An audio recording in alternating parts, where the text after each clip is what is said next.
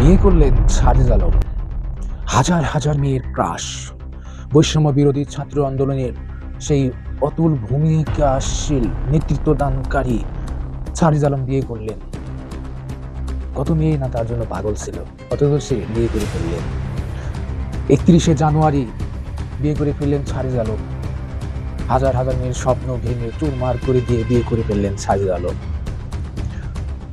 শেখ হাসিনা পতনের সময় সাজেদ আলমের ভূমিকা ছিল অতুলনীয়। বৈষম্য বিরোধী ছাত্র আন্দোলনের অন্যতম সমন্বয়ক ও জাতীয় নাগরিক কমিটির মুখ্য সংগঠক সাজেদ আলম বিয়ে করছেন শুক্রবার 31শে জানুয়ারি। সামাজিক যোগাযোগের মাধ্যমে ফেসবুকে এই পোস্টটি তথ্য নিশ্চিত করেছেন ক্রীড়া ও যুব উপদেষ্টা আসিফ মাহমুদ।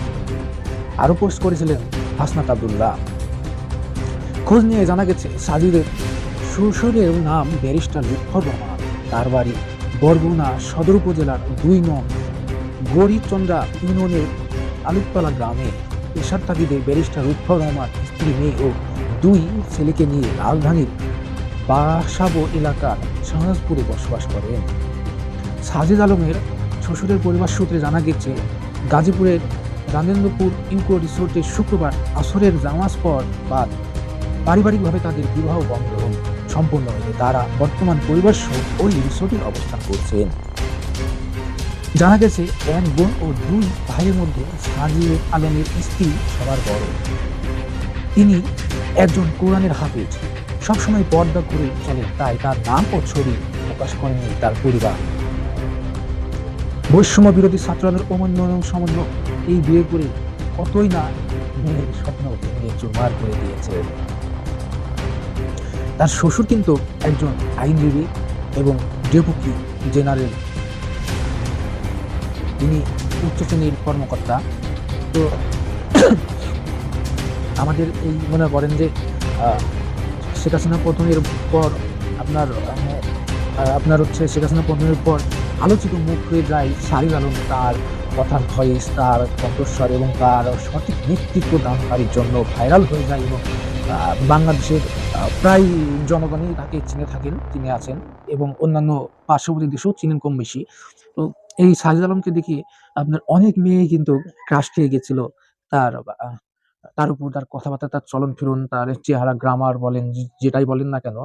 তো তিনি যেহেতু এখন বিয়ে শাদী করে ফেললেন, আর ক্রাশ খেয়ে লাভ নেই। এখন অনেকেই বলবে হয়তো, সার্জিস তুমি কার? কারোই না, আর তিনি তার স্ত্রী, যাকে বিয়ে করলেন তার। আশা করি তাদের দাম্পত্য জীবন ভালো হবে, সুখের হবে, এটা আমাদের সকলের কামনা থাকবে। তো এই সাজেদ আলম একজন সঠিক নেতৃত্ব দানকারী। তিনি ছাত্রদল নিয়ে অনেক ভূমিকা পালন করেছেন, যার কারণে আজ বাংলাদেশ দ্বিতীয়বারের মতো স্বাধীন হয়েছে। আশা করি তার জীবনটা সুন্দর হোক, ভালো হবে, আশা করা যায়।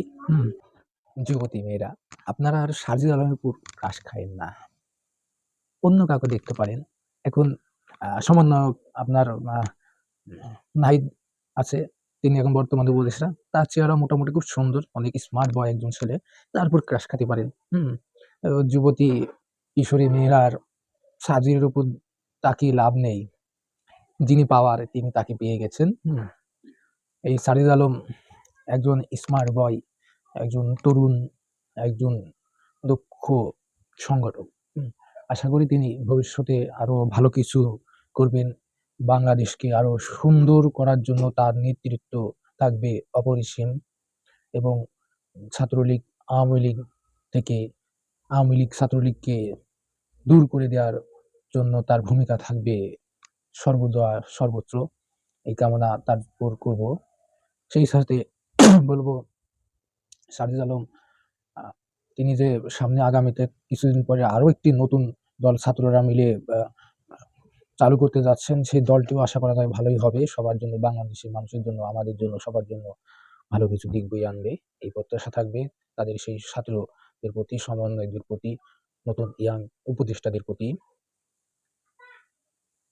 এই